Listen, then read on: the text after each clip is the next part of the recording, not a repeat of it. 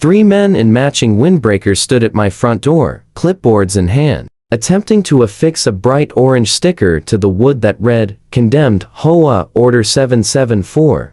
The only problem was that I didn't have an HOA. I didn't have neighbors either. Hell, I barely had reliable cell service out here. It was just me, my cabin, and the very distinct sound of a shotgun being racked from inside.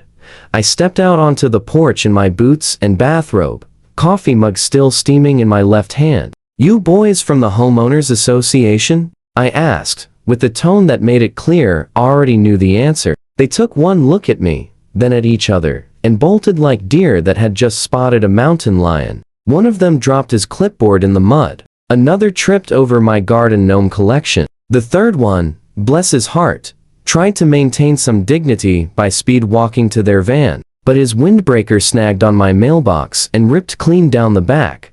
"My name is Dean Holbrook, and I live what most people would call a blissfully quiet life in my log cabin on the edge of Lake Antler Estates." Now, Lake Antler Estates sounds fancy, but it's actually a failed suburban development that went belly up after the 2008 housing crash. The promised golf course never materialized. The community center remained a concrete foundation overgrown with weeds. And the HOA that was supposed to govern this suburban paradise officially dissolved in 2012 when the last board member moved to Florida. Everyone else left too. Everyone except me.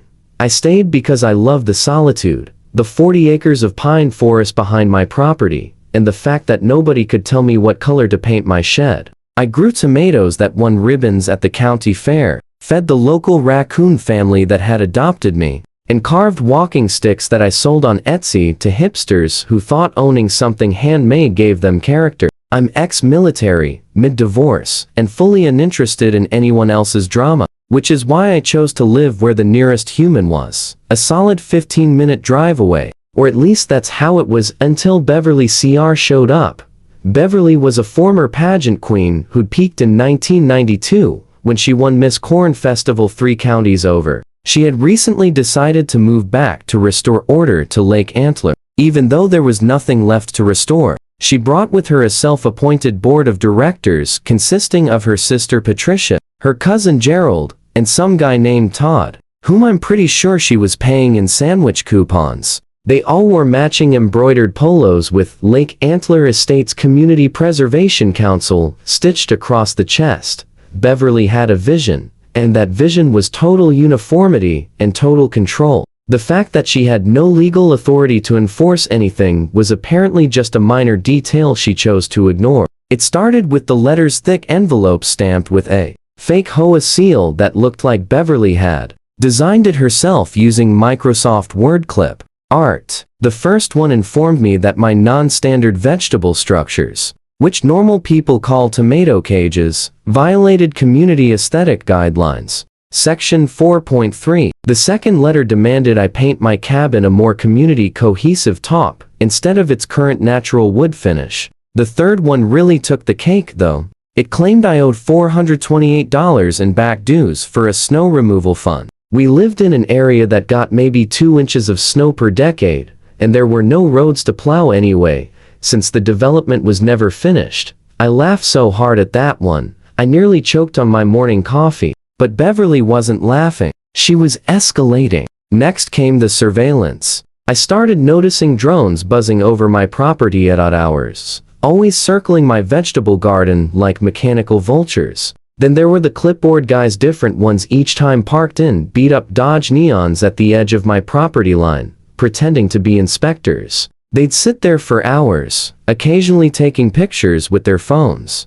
writing notes that I'm sure said things like, "Target remains non-compliant with made-up regulations. 1 Tim." I walked out completely naked except for my boots, and watered my tomatoes while maintaining eye contact with them. They left pretty quickly that day. Then came the threat-certified letters warning of lien proceedings and something Beverly called forcible aesthetic enforcement, which sounded like she'd been watching too many dystopian movies. Each letter got more unhinged than the last, with increasing amounts of legal-sounding gibberish that would make any actual lawyer weep. I decided to have some fun with it. I posted one of Beverly's letters on a wooden sign at the end of my driveway with my own addition underneath. The letter said, "Final notice of non-compliance," in big red letters. My response, painted in cheerful yellow, read, "You ain't real. Stay off my property."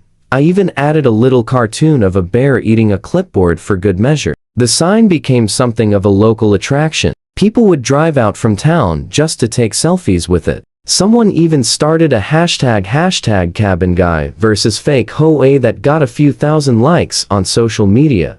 Beverly was not amused. In fact, she was so not amused that she decided it was time for what she called, in her next letter, the nuclear option. That's when things got really interesting. The attempted seizure happened on a Tuesday morning. I was inside making pancakes when I heard vehicles pulling up. Not just one vehicle, but 3. Through my kitchen window, I watched as Beverly's compliance officers, which is what she called her unemployed cousins in matching windbreakers, got out with fake badges dangling from lanyards around their necks. They had official-looking documents in plastic sleeves, portable printers, and the kind of confidence that only comes from complete ignorance of actual law. The lead guy, who I later learned was Beverly's nephew, Roger, knocked on my door with the authority of someone who'd watched too many cop shows. He announced through the door that my cabin was in breach of architectural dignity and that they were here to begin seizure proceedings under HOA statute 997.6. I didn't know whether to laugh or cry at the sheer audacity of it all. I opened the door, wearing my favorite bathrobe, the one with flying pigs on it, holding the coffee mug that said, "I've buried worse," in large letters. I didn't say anything at first. I just stood there sipping my coffee while Roger stammered through his rehearsed speech about community standards and the greater good. Behind him, his 2 accomplices were trying to look official while clearly being uncomfortable with the whole situation. One of them kept adjusting his fake badge like it was choking him.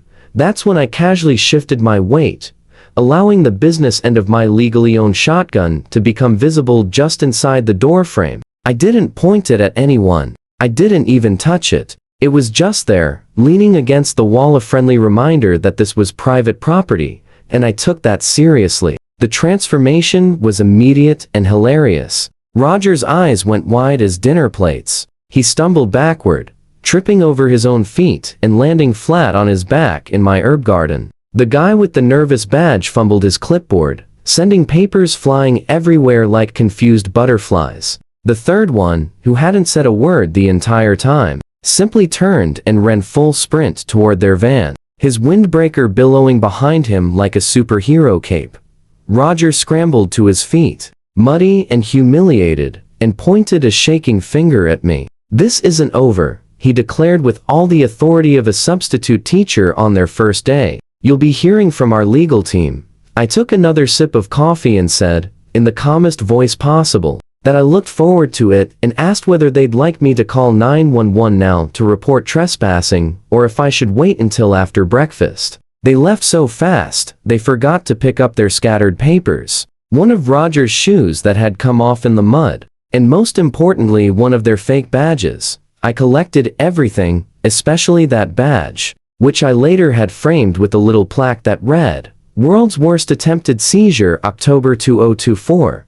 I turned the shoe into a planter for my porch. It grew the best petunias I'd ever seen." The papers were even better. They were filled with complete nonsense references to laws that didn't exist. And my personal favorite, a seal that said, "Authorized by the Municipal Authority of Lake Antler Estates." The municipality of Lake Antler Estates consisted of exactly 0 people with any actual authority. I called the sheriff that afternoon, and I hadn't even finished telling the story before he started laughing. Sheriff Morrison had dealt with Beverly before. Apparently, she tried to file complaints about everything from unauthorized bird feeders to suspicious garden gnome placement in the county. He said he'd been waiting for her to do something actually illegal so he could finally take action. Well, Christmas had come early. He came out to take my statement, took pictures of all the fake documents, and bagged the badge as evidence. Then he asked if I had any security footage of the incident.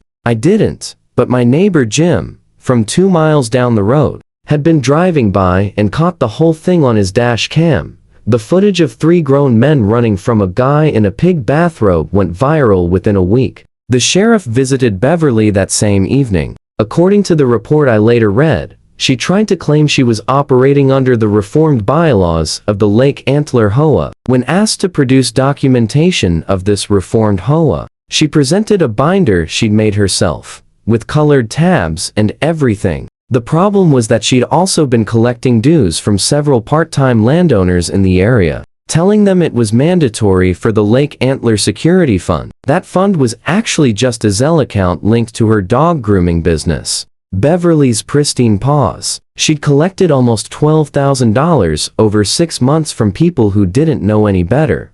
That's when things shifted from funny to federal. Mail fraud, impersonation of officials, and unlawful solicitation were just the start of the charges. The county prosecutor, a no-nonsense woman named Sandra Jeff, took particular interest in the case. Turns out Beverly had been on her radar for a while due to various complaints from her dog grooming clients about mysterious upcharges and missing deposits. This fake HOA scheme was exactly the evidence they needed to build a comprehensive case. Beverly's compliance crew, faced with the prospect of actual criminal charges, immediately agreed to testify against her in exchange for immunity and the promise that their names wouldn't be released publicly. Nobody wanted to be known as the grown men who ran screaming from a guy in a bathrobe. Beverly was arrested on a Thursday morning while hosting what she called a community standards workshop at the local library. The 7 attendees, all of whom thought they were there for a legitimate HOA meeting, watched in shock as she was led away in handcuffs, still shouting about the degradation of property values and the importance of color-coordinated mailboxes. Her sister Patricia tried to film it all while declaring this was a conspiracy against community improvement, but she was holding her phone upside down the entire time. The footage that did make it online came from a librarian who couldn't believe what she was witnessing. The trial was swift and decisive. Beverly tried to represent herself initially, which provided some of the most entertaining courtroom moments the county had seen in years. She attempted to cite HOA precedents from other states that had nothing to do with criminal fraud, presented a PowerPoint about the importance of neighborhood aesthetics, and at one point tried to submit my tomato plants as evidence of community degradation. The judge, who had clearly had enough by day 2, strongly suggested she get actual legal representation. Her court-appointed attorney looked like he'd aged 10 years by the end of the week. The evidence against her was overwhelming. The prosecutor presented the fake documents, the embezzled funds, testimony from the people she'd scammed, and my personal favorite, a recording of Beverly at a town council meeting declaring herself the supreme authority of Lake Antler Estates, while the actual council members tried to explain that wasn't a thing. Her cousins testified about how she'd convinced them they were doing important civic work, paying them in gift cards to participate in what she called compliance actions. Roger, still traumatized from the cabin incident, admitted on the stand that Beverly had told them they had the same authority as real HOA inspectors, which he now realized was completely insane. The jury deliberated for exactly 47 minutes. Beverly was found guilty on all counts. The judge, barely suppressing a smile, sentenced her to 3 years in prison, suspended to probation with 800 hours of community service specifically focused on actual community improvement under legitimate supervision. She was also ordered to pay full restitution to everyone she'd scammed, plus a $20,000 fine to the state. The best part was when the judge added that she was permanently barred from forming, joining, or participating in any homeowners association real or imagined for the rest of her life. Beverly's jaw dropped so far, thought it might hit the defense table. She turned to her lawyer and said, in a whisper that everyone could hear, that this was a violation of her constitutional rights. The judge reminded her that there was no constitutional right to commit fraud, and the court was adjourned. Beverly fainted right there in the courtroom, knocking over the defense table on her way down.